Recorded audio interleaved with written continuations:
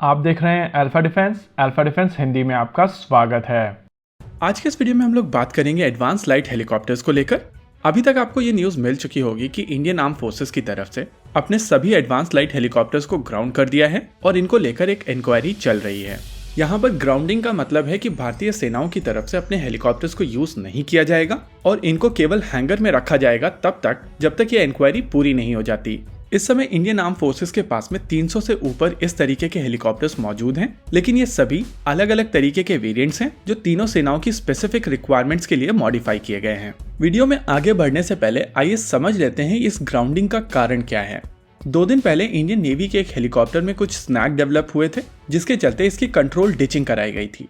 ये word control ditching काफी interesting word है और इसको समझना बहुत जरूरी है। नॉर्मली जब हेलीकॉप्टर्स जमीन के ऊपर ऑपरेट कर रहे होते हैं और उनमें कुछ स्नैक डेवलप होते हैं तो इन हेलीकॉप्टर्स को इमरजेंसी लैंडिंग कराकर रिकवर कर लिया जाता है। बेसिकली आप एक ऐसी जगह देखते हैं जहां पर हेलीकॉप्टर्स को इन थ्योरी लैंड कराया जा सकता है और आप पहले से ये चीज अज्यूम कर लेते हैं कि वहां पर लैंडिंग के दौरान इन हेलीकॉप्टर्स को कोई प्रिपेयर्ड हेलीपैड नहीं मिलेगा और वहां पर हेलीकॉप्टर के एयरफ्रेम के ऊपर थोड़े से डैमेज होने के चांसेस होते हैं।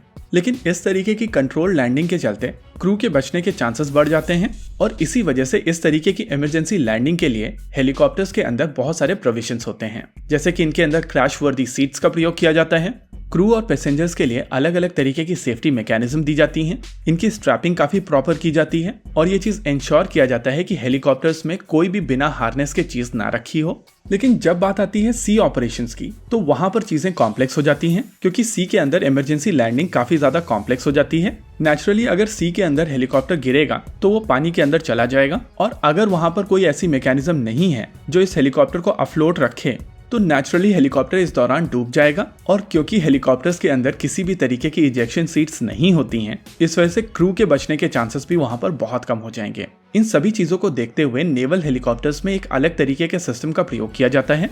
इस सिस्टम को कहा जाता है इमरजेंसी फ्लोटेशन सिस्टम और पिछले कुछ दिनों से आपने इस सिस्टम का नाम बार बार सुना होगा, क्योंकि इंडियन नेवी का हेलीकॉप्टर जो 2 दिन पहले कंट्रोल तरीके से डिच किया गया था उसको रिकवर करने के लिए इसी मैकेनिज्म का प्रयोग किया गया था। अभी आप अपनी स्क्रीन के ऊपर जो फोटोग्राफ देख रहे हैं वो इसी हेलीकॉप्टर की फोटोग्राफ है और इसके चारों तरफ जो आपको येलो कलर के बलून टाइप के स्ट्रक्चर्स दिख रहे हैं वो यही इमरजेंसी फ्लोटेशन सिस्टम है। नॉर्मली जब हेलीकॉप्टर पानी में गिरता है तो ये बलून टाइप के स्ट्रक्चर्स ऑटोमेटिकली इन्फ्लेट हो जाते हैं, जिसके वजह से पानी में हेलीकॉप्टर डूबता नहीं है।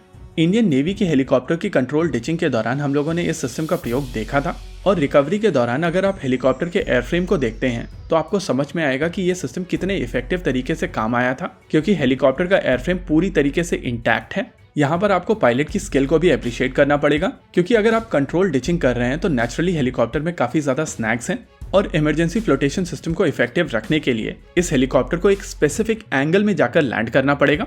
यानी कि स्नैक्स के बावजूद पायलट ने काफी अच्छी तरीके से इस चीज को मैनेज किया और उस स्पेसिफिक एंगल में जाकर इस हेलीकॉप्टर को क्रैश लैंड कराया। लेकिन अब प्रॉब्लम यह है कि इंडियन आर्म फोर्सेस की तरफ से इन हेलीकॉप्टर्स को पूरी तरीके से ग्राउंड कर दिया गया है, यानी कि इनका यूज अभी किया नहीं जा रहा है। बेसिकली ये एक रूटीन प्रोसीजर है जिसको हर तरीके के इंजीनियरिंग प्रोजेक्ट्स के साथ में किया जाता है, इंक्लूडिंग कार्स। आपने कई बार सुना होगा कि कार मैन्युफैक्चरर्स की तरफ से अपनी कार्स को रिकॉल किया गया है और फिर उस स्नैक को फिक्स करके वापस से उन कार को मार्केट में उतारा गया है। एग्जैक्टली यही चीज यहाँ पर की गई है। इंडियन आर्म फोर्सेस की तरफ से इन हेलीकॉप्टर्स को ग्राउंड किया गया है और इंक्वायरी चल रही है, जिसके दौरान ये फाइंड आउट किया जाएगा कि एग्जैक्टली प्रॉब्लम कहाँ पर है। यहाँ पर ये फ्लीट वाइड ग्राउंडिंग आप इस वजह से कर पा रहे हैं क्योंकि इन हेलीकॉप्टर्स को इंडिजिनस तरीके से डेवलप किया गया है। यहीं पर अगर ये हेलीकॉप्टर्स इंपोर्टेड हेलीकॉप्टर्स होते या लाइसेंस असेंबल्ड हेलीकॉप्टर्स होते तो मेकर्स की तरफ से कहा जाता कि आप लॉजिस्टिक सपोर्ट एग्रीमेंट साइन करें और हम लोग आपकी फ्लीट को मेंटेन करेंगे। होप इस वीडियो के बाद में चीजें पर्सपेक्टिव में गई होंगी और आपको यहाँ पर मैं ये चीज बता दूं कि आने वाले 2-3 दिन में इन हेलीकॉप्टर्स को लेकर बहुत सारे हिट जॉब आर्टिकल्स आएंगे और मैं आपको रेकमेंड करूंगा कि इन आर्टिकल्स के कमेंट सेक्शन में जरूर पूछिएगा कि भैया इंक्वायरी कंप्लीट होने से पहले आपने वर्डिक्ट दे दिया, आप तो बड़े हेवी ड्राइवर निकले। इसी के साथ आज के इस वीडियो में रखते हैं केवल इतना ही। वीडियो को अंत तक देखने के लिए धन्यवाद। देखते रहिए अल्फा डिफेंस। जय हिंद।